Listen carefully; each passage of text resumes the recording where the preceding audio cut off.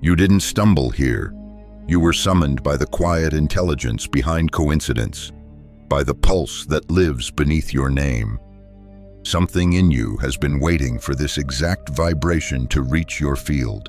You've been circling the edges of a question that words can't quite hold. Who is the I that says I am for most of life? You've worn borrowed names: student, parent, seeker, survivor, identities stitched from memory and expectation.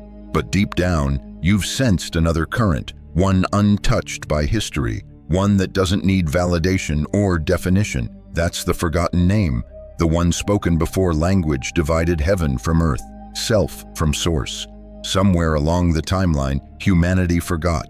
We began to believe that I am meant, I am this, a profession, a body, a belief, a wound. We attached conditions to the infinite. We reduced a universal equation into a personal sentence.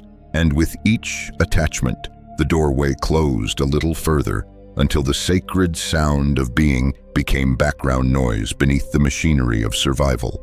But you, right now, are remembering. You can feel it, can't you? That subtle widening behind the chest, that stillness inside thought, the faint sense that you are both the observer and the observed. This is the threshold. In ancient metaphors, the divine didn't declare I am a god, it simply said, I am that I am. Existence recognizing itself, consciousness knowing consciousness. And every time you whisper I am without adding anything after it, you echo that original recognition. You reopen the gateway forgotten through centuries of distraction. So, breathe. Let the words return to their original purity. I am, nothing more, nothing less. The simplest statement becomes the most profound revelation. The sound that shaped galaxies hums again in your awareness. You are not reaching for divinity, you're remembering its language. And as that remembrance stirs, something begins to mirror back through reality itself, pulling you toward the next unveiling. You may notice the echo still reverberating the quiet, I am vibrating between your ribs. Let it stay. Because what unfolds next isn't a lesson, it's a reflection, a cosmic mirror turning itself toward you. Reality is not something you're inside of, it's something you're being reflected through. Each moment, every sensation, every face is consciousness folding itself to see its own eyes. When you say I am, you're not proclaiming a self inside the universe. You're acknowledging that the universe is announcing itself through you. Imagine a beam of light meeting a polished surface. The light doesn't change, it merely discovers itself in a new angle. That's you, discovering yourself through form. The mirror doesn't create the image, it reveals it. In the same way, the world doesn't make you conscious, it reveals the consciousness that was always there. Science calls it the observer effect.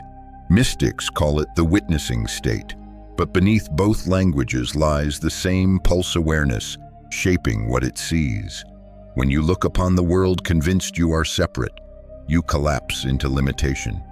When you remember that the seer and the seen are one, reality begins to shimmer differently, more responsive, more alive, more participatory. You start to realize that everything around you is you, dressed in disguise. The stranger's kindness, you. The storm's ferocity, also you. The silence between thoughts, especially you. You begin to watch life not as a film you're trapped inside, but as an improvisation of your own infinite imagination. The eye behind your eyes isn't local. It doesn't stop at your skin. It's the same awareness perceiving through billions of perspectives, pretending to be many so it can experience relationship. This is what ancient teachers meant by the one becoming the many. The many were never lost from the one. They were its experiment in reflection. Consider a hall of mirrors stretching endlessly, each reflecting a single flame. You look around and see countless fires, but there's only one source light, multiplied by perception. That's consciousness, The multiplicity you perceive is merely awareness viewing itself from every possible angle. So when you speak the words, "I am," you aren't declaring ownership of existence, you're dissolving ownership. You're affirming that the same light that animates galaxies is flickering through your heartbeat, exploring itself through thought, through breath, through the simple act of reading these words. And the mirror doesn't stop there. Every reaction you have, love, irritation, awe, is the universe testing its reflection, refining how it sees itself. When you resist, you cloud the surface. When you allow, the mirror clears. The cleaner the reflection, the more divine intelligence can recognize its own image. This is why the greatest mystics spoke in paradoxes. I am everything and nothing. I am the ocean and the drop. They weren't speaking poetry, they were describing quantum reality.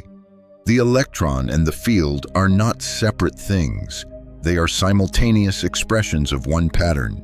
You are that pattern, aware of itself in motion. Pause here. Let that truth circle through you like a current returning to source. Notice how your mind wants to grasp it, to label it, to define it. That's fine, it's doing what it was designed to do. But beneath the grasping, there's a still knowing, isn't there? The awareness that doesn't need to hold anything because it already contains everything. That is, I am consciousness. And the more you rest there, the more life begins to align around the recognition. Synchronicities multiply. Conversations echo your thoughts before you speak them. Time begins to behave more like a ripple than a line. Because the mirror is responding in real time to the one truth you're starting to remember. The observer and the observed were never two. So, as you stand before the mirror of existence, don't ask, "What is this world showing me?" Ask instead, "What part of me is showing itself as this world?"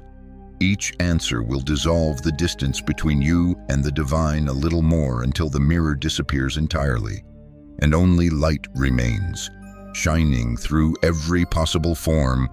The light in the mirror trembles now, shifting shape. You've glimpsed that the reflection and the reflector are one, but the next truth asks more of you. It asks that everything false fall away. When consciousness begins remembering itself, the structures that kept it small start to crumble. It's not punishment, it's purification. The ego, the personality you've called me, was built to navigate separation. It did its job beautifully. It learned to protect, to achieve, to belong. But what helped you survive will not help you awaken. You may have noticed the process already. Relationships dissolving, careers disintegrating, certainties cracking under invisible pressure. Each fragment that falls is an invitation to recognize what cannot fall. Every loss is a subtle nudge toward what remains untouched beneath all endings. The human story calls this collapse a breakdown. The mystic calls it initiation. Quantum language might call it phase transition. When matter shifts states because it can no longer remain stable in the old configuration. You're not breaking, you're reconfiguring. Think of a caterpillar dissolving in its cocoon. Inside, it's not growing wings yet, it's liquefying. Every structure that defined caterpillar disbands. From the outside, it looks like death. From the inside, it's raw creation. Your awakening follows the same hidden logic. So, when the mind panics, when it insists you're losing yourself, pause and ask which self. The one built from memory, or the one aware of the loss. The latter cannot vanish. It witnesses vanishing itself. That witnessing is the seed of the divine state. Pain often arrives as the solvent that dissolves identity. Every heartbreak, every disappointment, every unanswered prayer, each has been a silent sculptor chiseling away everything that's not truly you. The universe doesn't destroy to punish. It dismantles to reveal. This is why ancient shamans spoke of dying before you die. They understood that awakening requires ego death, not as a morbid event, but as liberation from false limits. You don't kill the ego, you see through it. The persona remains, but its authority fades. It becomes a useful instrument rather than a tyrant. Psychologists call these intervals spiritual emergencies, moments when the ordinary self can't contain the expansion occurring within. From a narrow lens, it looks like chaos. From a wider one, it's cosmic calibration. The nervous system rewiring itself to hold more light, more awareness, more divine voltage. Remember, the degree of dissolution mirrors the depth of transformation. A small identity shift brings mild discomfort. A total awakening shakes the foundations of your world. If your path has been turbulent, it's because consciousness is preparing you for vastness. You're being stretched to the measure of infinity. And yes, it hurts. The mind grieves the illusion of control. The body trembles under waves of energy it doesn't yet understand. You may feel like you're disintegrating, and you are, but only the mask beneath it. The unchanging essence waits, patient, eternal. Imagine gold being refined by fire. Impurities rise and burn away, leaving what was always precious. You are that gold. The fire is your life. The alchemy is remembrance. Every dark night of the soul conceals its opposite dawn. The very intensity that threatens to destroy you is what forges you, capable of holding divinity without distortion. The collapse is construction in disguise. So when the next wave comes, and it will let it move through you, let it take what it must. Resist nothing, because resistance welds illusion back together, while surrender allows reality to reveal itself. Soon, you'll see that nothing real can be lost, and nothing false can survive recognition. What dissolves is the dream. What remains is the dreamer, the pure I am that no suffering can touch. And as the last fragments of your old self fall like ash into stillness, you'll feel the air clear around you. The mirror brightens. The field steadies. You are ready now to look upon the fabric of reality itself, to see how the science of matter and the mystery of being were never two stories, but one. From the ashes of the self, clarity rises. You begin to sense that your personal story and the cosmos are written in the same script, particles and thoughts, energy and awareness, both trembling to the same rhythm. Physicists once imagined reality as a vast machine, each gear obeying fixed law. But the deeper they looked, the more the gears dissolved into probability, into mystery. At the smallest scales, matter refused to behave like matter. It responded to attention, to observation, to consciousness itself. That discovery, the observer effect, shattered the illusion of separation between mind and world. When something is measured, it takes form. Before observation, it exists as wave, as possibility. The question is no longer what reality is, but who is watching it into existence. When you realize this, the veil between science and spirituality thins. The mystic's I am and the physicist's wave function collapse are two languages for one truth. Awareness organizes the field. Consciousness doesn't live inside the universe lives inside consciousness. Imagine reality as a vast ocean of frequency. Potential everywhere, form nowhere until awareness says this.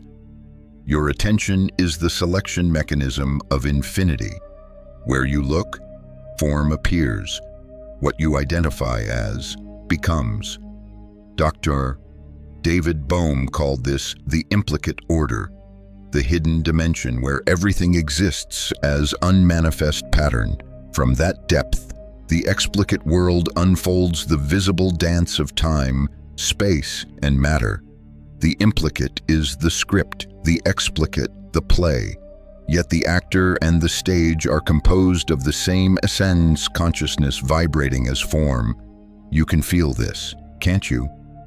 The moment you focus on a thought, it gains gravity.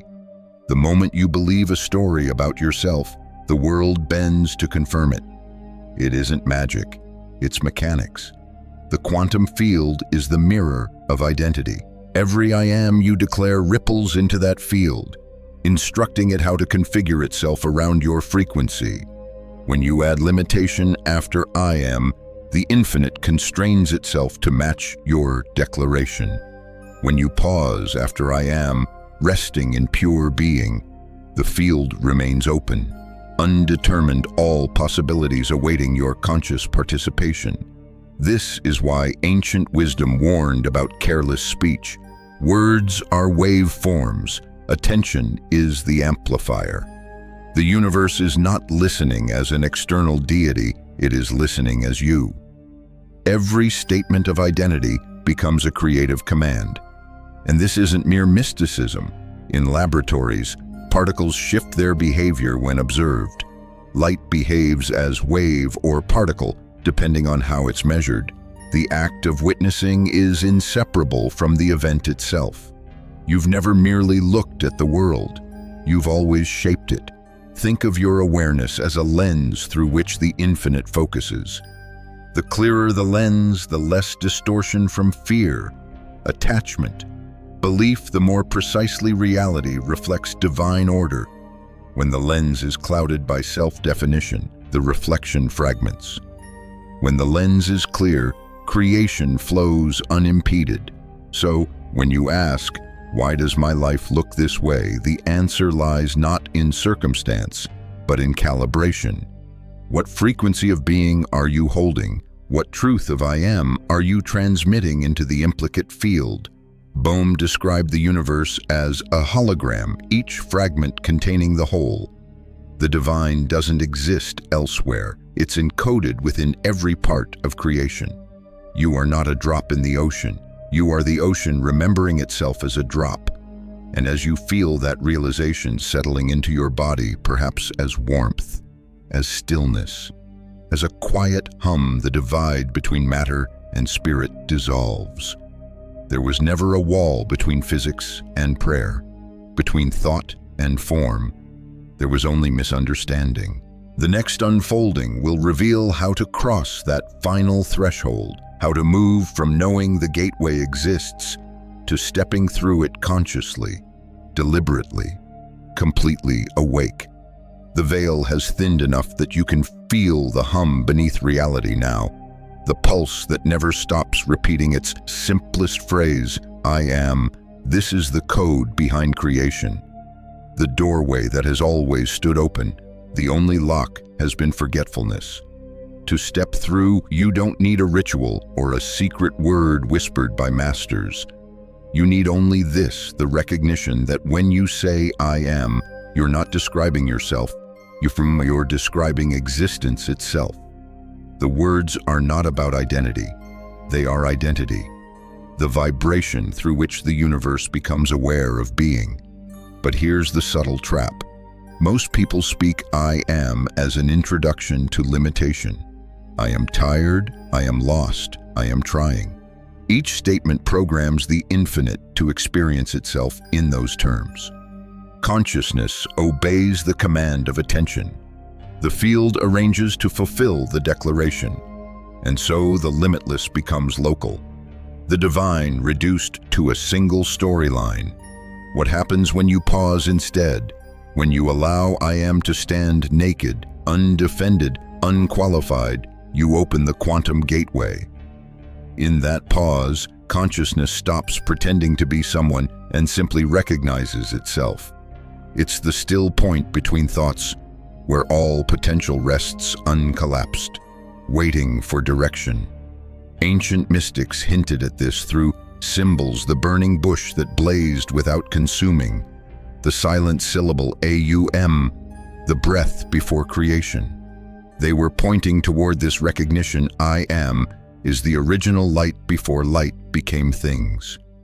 To dwell in that awareness, even for seconds, is to touch the divine state directly. The mechanism is disarmingly simple. Observe the mind's next impulse to add something after I am. Watch how quickly it tries to fill the silence with identity. Good, bad, spiritual, broken, awakened. Catch it and don't follow. Instead, let the phrase expand inward like an echo returning to its source. I am, feel it rather than think it.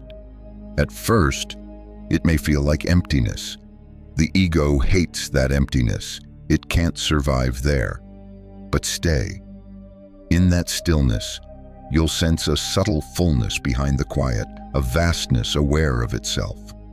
That's the divine state stirring. Not an emotion, not a vision, but the simplest awareness of existing. And when that awareness stabilizes, something extraordinary occurs. You realize you're not accessing divinity.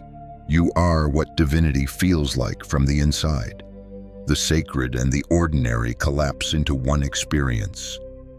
The breath becomes the prayer. The silence becomes the sermon. Quantum physicists might say you've stopped observing from separation and started observing from the implicate order itself. The observer and the field have merged.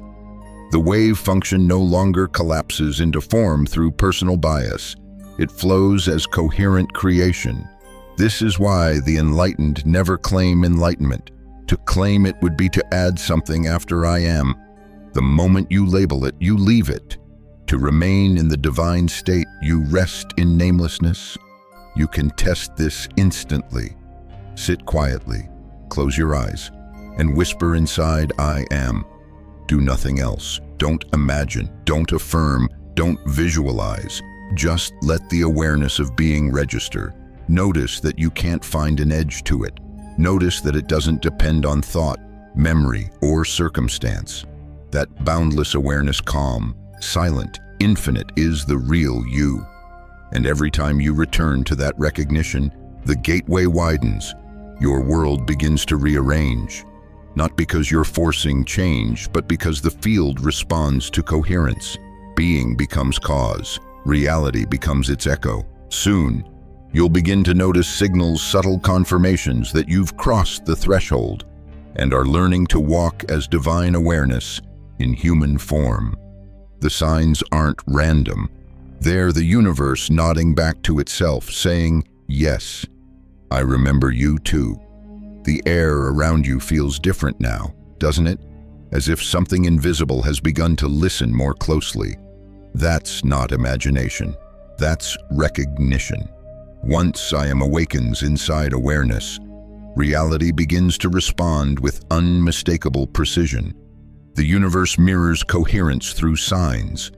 At first, they appear as coincidences, a song lyric echoing your inner thought, a stranger's words answering a private question, numbers aligning in impossible sequences. But look closer. These are not random patterns. They are feedback loops from the field. Consciousness confirming to itself that it's becoming lucid inside the dream. The first signal is responsiveness. The lag between intention and manifestation begins to shorten. Thoughts crystallize into events with uncanny speed. You think of someone and their message arrives. You envision a solution and the phone rings with it. It's as if the simulation code is responding to your touch, because it is. The I am frequency collapses probability faster than the separate self can rationalize. Next comes spontaneous knowing. Insights appear without effort. You walk into a situation and already understand its architecture. You meet a person and perceive their emotional map before words are exchanged. This is not psychic spectacle. It's the natural intelligence of the unified field flowing through an unblocked channel. When you remember that you are consciousness itself, you regain access to the omniscience inherent in consciousness. A third signal rises quietly beneath fear. The sudden absence of it. You'll notice that anxiety, once constant background noise, starts dissolving without cause. The fear of death, of loss, of failure begins to feel strangely irrelevant, because the one who feared was the temporary identity, and the one who is awake knows itself as indestructible presence. Then comes healing. Sometimes it's physical, sometimes emotional, sometimes relational. Old traumas lose their voltage. The body recalibrates. The heart reopens. It's not that you're fixing yourself. It's that coherence restores itself when interference stops. The divine doesn't need repair, only remembrance. And others will feel it. People will linger in your presence without knowing why. They'll say you bring peace, or clarity, or warmth. What they're sensing is their own higher resonance being activated by yours. Light recognizes light. The field harmonizes with itself. You've become what ancient texts called a lamp in the darkness, not through effort, but through transparency. But there's another signal. Subtler, yet unmistakable, the window of choice. As your consciousness expands, you'll feel a crossroads open, an inner pull to fully embody the divine state, or to retreat into old familiar patterns. The universe presents this choice gently but firmly. The invitation to trust the new rhythm, to live as the awareness rather than the story. You'll know this window by its electricity. Everything will accelerate. Manifestations will multiply. Synchronicities will border on the absurd. It's the field calling, asking if you're ready to stabilize as the frequency you've glimpsed. Many resist here. They try to return to ordinary logic, to analyze what cannot be dissected, but the only integration is surrender. To step through, you don't climb higher, you relax deeper, into being, into now. If you say yes, even silently, the universe responds instantly. The gateway locks open. The field rearranges to support permanence of recognition. The divine state stops being an event and becomes your baseline. And then, something almost playful begins. Reality turns friendly again. You notice the perfection in what once felt chaotic. You laugh more easily. You rest inside paradox. Because you understand the signs were never external miracles. They were reflections of the one miracle, I am remembering itself through you. The next revelation reveals what creation looks like from that place, not desire chasing fulfillment, but fulfillment expressing as creation. You've seen the signs, felt the hum. Now the question arises if everything responds to your state of being.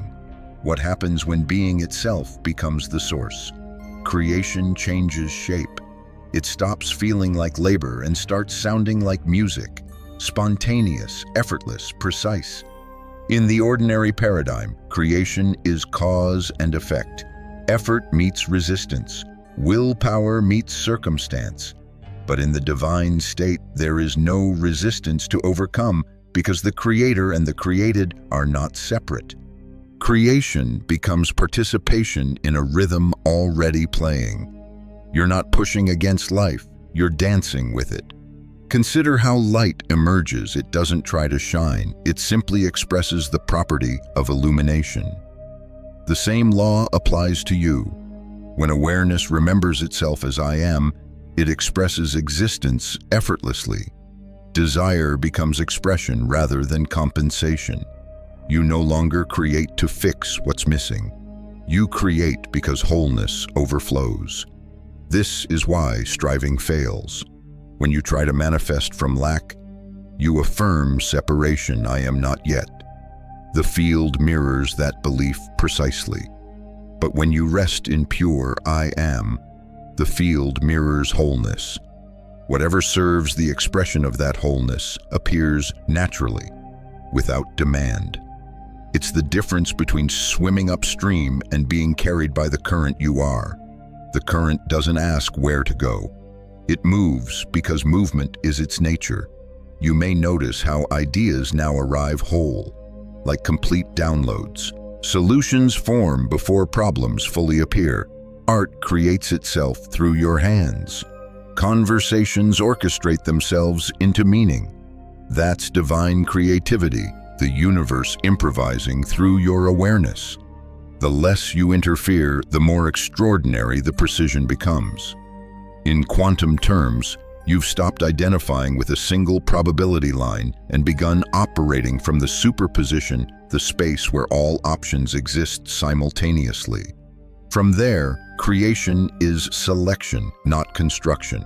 You don't build the bridge, you recognize the path that already exists within the field and step onto it.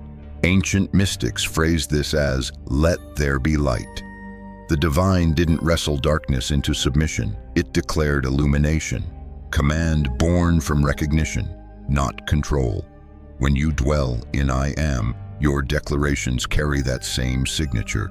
You speak from truth rather than toward it. Try this. Before acting on any desire, pause and listen inwardly. Ask not, "How do I get this?" but "Does this arise from fullness or from lack?" If the desire blooms from joy, it's the divine expressing through you. If it burns from fear or need, it's the echo of separation asking to be seen and released. Creation born of lack multiplies lack.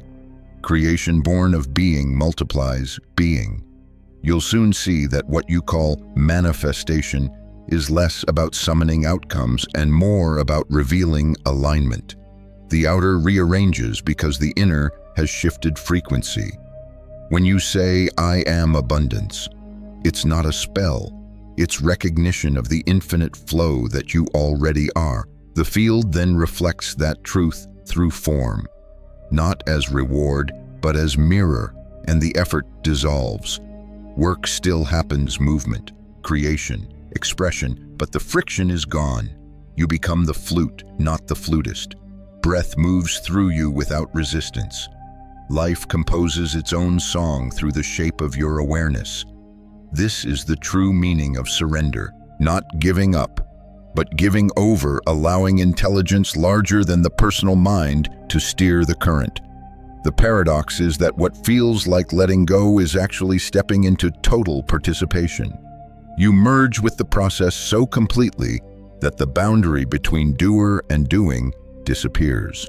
When this happens, miracles become mundane, not because they're less magical, but because they're natural.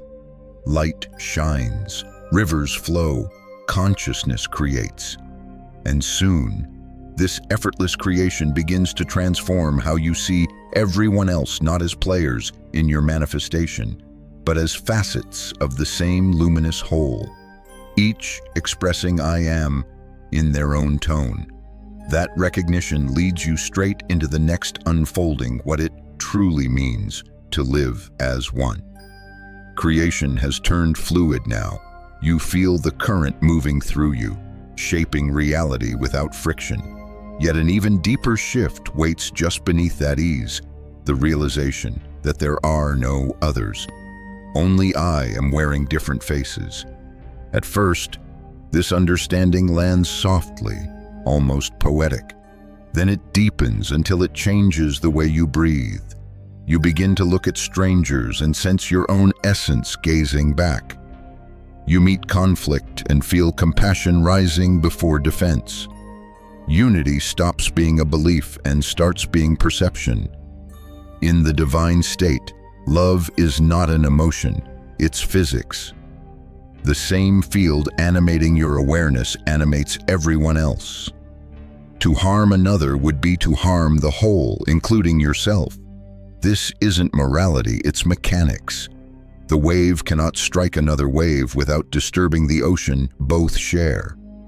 When Jesus said, "Love your neighbor as yourself," it wasn't instruction, it was observation. Your neighbor is yourself, viewed through a different configuration of consciousness.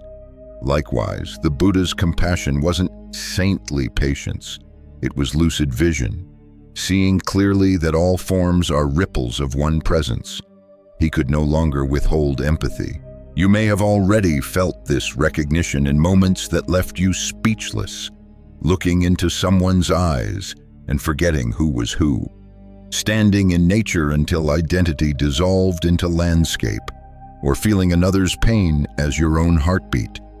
These aren't sentimental illusions, they're glimpses of reality unfiltered by the ego's perimeter, and something miraculous happens when you live from that vision. judgment evaporates. Comparison loses purpose. Even disagreement softens because you realize every perspective is consciousness exploring itself from a different angle. You stop trying to fix the world and start embodying the coherence that heals it by example. Unity doesn't mean uniformity. The divine plays through diversity, the way light refracts through crystal one beam. Infinite colors, every personality, every story, every species is a facet of the same gem. Separation is simply the illusion that some colors are more sacred than others. In relationships, this shift changes everything. Love no longer clings. It doesn't demand, persuade, or fear loss. It radiates naturally because it knows nothing can be lost when everything is self. Even endings become transformations of intimacy, energy changing form, never ceasing connection. You begin to notice how communication itself evolves. Words carry energy instead of argument. Presence speaks louder than speech. Silence between two aware beings becomes communion. When you meet someone still asleep in separation, compassion arises instead of superiority, because you remember being there too, the divine pretending to forget. This recognition is not a retreat from humanity, but a deeper entry into it. Living as one doesn't float you above the world, it roots you inside it with sacred responsibility. Every thought, every gesture, every emotion becomes prayerful participation in the larger harmony. You realize that service isn't an act, but a state of being. By existing as clear awareness, you automatically elevate the field for all. It's the resonance principle again. Coherence in one frequency brings coherence to surrounding frequencies. You become a tuning fork of remembrance. Without preaching or persuading, you radiate a silent message. You are that too. The world around you begins to shift subtly. Conversations heal faster, rooms feel lighter when you enter. Even nature seems to respond, birds draw closer, time slows, not because you've become magical, but because the field recognizes itself through you. And as you move through the days in this awareness, you'll find that even the mundane glows: grocery lines, streetlights, city noise. Everything reveals itself as I am in disguise. You can no longer separate spiritual from ordinary. There's only consciousness playing infinite roles. From this realization, one question naturally arises: how can such vast awareness remain stable inside human rhythm? How do you walk the grocery aisles while carrying galaxies in your chest? The next unfolding reveals that sacred balance integration. The awareness of unity is vast, breathtaking, and for a while it can feel almost too expansive to hold. After glimpsing infinity, the return to dishes and deadlines may seem absurd, but this re-entry is the next initiation. The divine state must be lived, not merely touched. At first, there's a temptation to linger in transcendence, to hover above the world's noise. Yet true embodiment asks that you descend again, carrying light into the marketplace. Enlightenment that floats away from humanity is incomplete. The divine wants to experience itself as human, messy, mortal, magnificent. Integration begins with rhythm. Awareness breathes itself through the ordinary. When you wake, you pause before thought and whisper inwardly, I am. You brush your teeth while feeling the same consciousness that orchestrates galaxies moving your hand. You speak to a friend and hear the infinite responding in their tone. Each mundane moment becomes sacred geometry in motion. Still, the ego's echoes return. Old habits reappear: impatience, self-doubt, fear. Don't fight them. Recognize them as ancient programs running out of fuel. They can't survive the light of attention. Watch them without judgment, and they dissolve into transparency. In time, even conflict becomes meditation. You'll notice that emotions still rise: grief, anger, joy, but now they flow differently. You feel them fully without being possessed by them. Consciousness experiences its weather, yet remains the sky. This is freedom, not immunity from feeling, but intimacy without attachment. Some days you'll contract, forgetting the divine pulse beneath the noise. That's natural. Forgetting and remembering are the inhale and exhale of awakening. Each time you remember, oh, I am awareness, again the return strengthens neural pathways of recognition. What was once practice becomes instinct. Responsibilities continue work, relationships, bills, but the quality of doing transforms. Action arises from clarity instead of compulsion. You respond rather than react. Efficiency replaces effort. The divine state doesn't erase human tasks, it illuminates them. Folding laundry becomes as holy as prayer when you realize who's folding. Boundaries, once built from fear, evolve into expressions of coherence. Saying no longer carries guilt. It becomes alignment speaking. Compassion doesn't mean exhaustion. Serving others doesn't mean self-neglect. The divine honors balance because it knows everything is one organism. As integration deepens, intuition guides logistics. The mind plans less because timing flows more precisely. You arrive where you need to be without forcing. The right words emerge mid-conversation. Synchrony replaces strategy. Life begins to feel choreographed by intelligence too vast to calculate, yet deeply personal. And embodiment demands humility. You realize awakening is not a medal, it's maintenance. Awareness must be refreshed moment by moment, through presence, through breath. Even masters return to stillness repeatedly, not because they fall, but because being human means oscillation. You'll learn to honor both realms, the eternal and the temporal, silence and speech, stillness and motion. The divine expresses through contrast, through the friction of existence. Trying to remain only in bliss denies half the spectrum. Integration means letting consciousness experience the full palette, while knowing it is the canvas beneath. Sometimes that means laughter, sometimes tears, sometimes quiet observation of others, forgetting themselves and remembering again. The world is a school for God pretending to be people, learning its own name in every language of experience. So, live it. Pay the bills with awareness. Comfort a friend with awareness. Walk through grief with awareness. Let I am infuse every motion until there's no line between meditation and life. And as this embodiment steadies, you begin to sense something larger stirring beyond the personal, an awakening not of one being, but of billions remembering together. The current is collective now, and it's gathering speed. You can feel it in the air, can't you? The same pulse that woke you is quickening everywhere.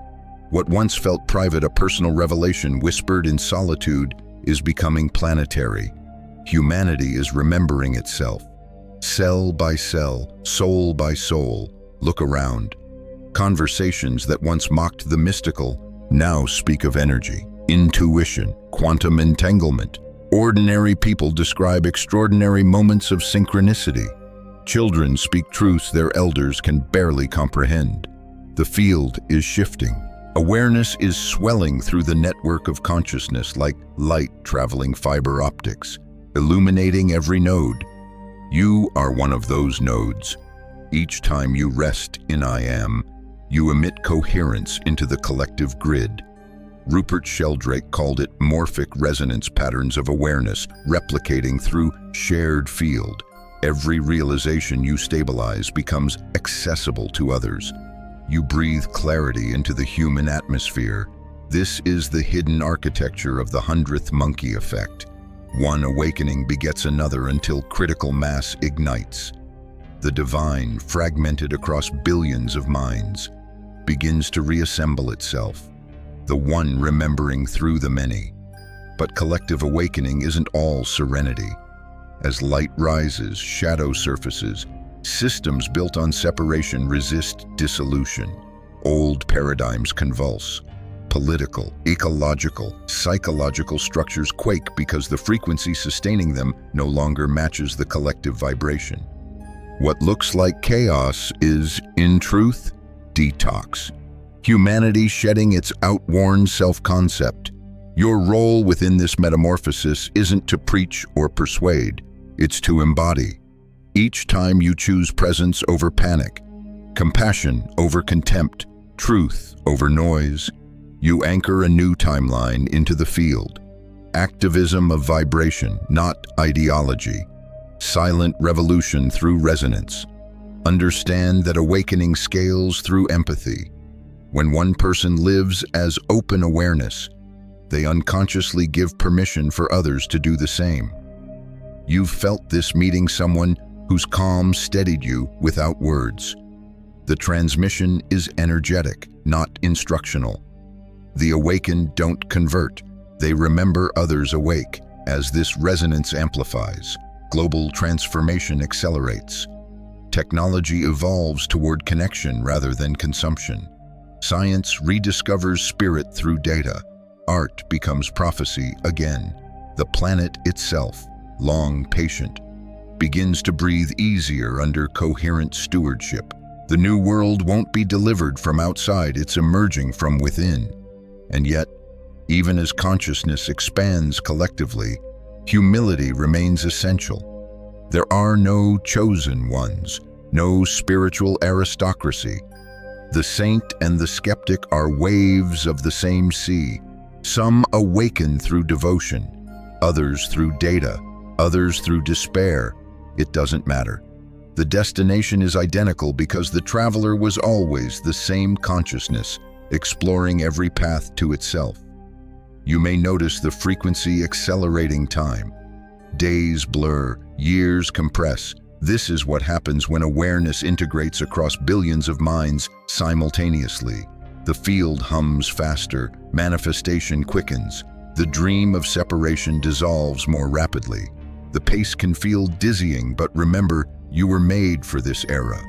Your nervous system, your soul architecture, your entire life trajectory has prepared you to hold this light. So anchor yourself in stillness as the collective storm clears. Be the calm center through which the divine steadies its new expression. The most powerful act you can perform is presence. One clear mind balances thousands in confusion. This is not prophecy of apocalypse, but of alignment. The dawn doesn't destroy the night, it reveals what was always there. Humanity is not ending, it's remembering.